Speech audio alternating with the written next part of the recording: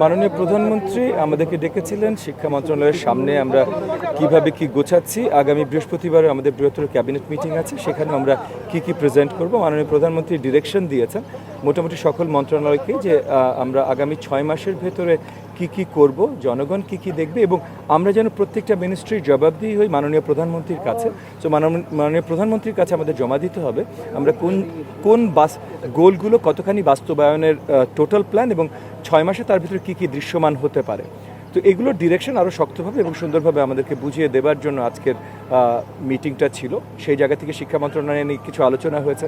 সামনে এসএসসি পরীক্ষা আছে, আরও কি আছে যেগুলো নিয়ে আমাদের এখন ইমিডিয়েট অনেক কনসার্ন আছে, সেগুলো আমরা কিছু দূর মাননীয় প্রধানমন্ত্রীর সাথে শেয়ার করেছি এবং মাননীয় প্রধানমন্ত্রী আমাদেরকে এগেন ওভারঅল যে শিক্ষাঙ্গন নিয়ে ওনার ভিশনটা আছে সেটার আলোকে আমাদেরকে আরও ইনস্ট্রাকশনস দিয়েছেন এবং এগুলো আগামী ক্যাবিনেট মিটিংয়ে ওভারঅল ক্যাবিনেটের সামনে আমরা প্লেস করবো ইনশাআল্লাহ। 7 কলেজ ঢাকার 7 কলেজ দিয়ে বিশ্ববিদ্যালয় হওয়ার কথা, সেটি নিয়ে কোনো আলোচনা?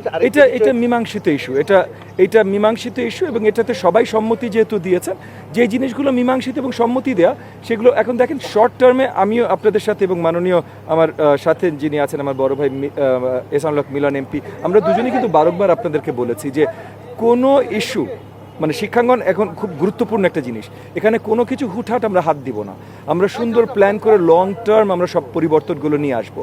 আর বাকি যে ইস্যুগুলো মীমাংসিত সেগুলো যদি লং টার্ম আরও ভালো করবার জন্য চেঞ্জ প্রয়োজন হয়, লং টার্ম আমরা চেঞ্জ করব, কিন্তু হুটহাট কিছুতে আমরা হাত দিতে রাজি না। জমা দিয়েছিলেন আপনাদের কাছে, সেটা কোনো আপডেট আছে কিনা? আজকে দেখলাম মানে উনি ভিসি হিসেবে রয়েছেন। জি, ওনার যে পদত্যাগপত্র উনি জমা দিয়েছেন এবং মন্ত্রণালয় থেকে সেটা নিয়ে যে অফিসিয়াল ডিসিশন এসছে সেটাতে উনি একটা পার্টিকুলার তারিখ পর্যন্ত কন্টিনিউ করবেন till office is handed over.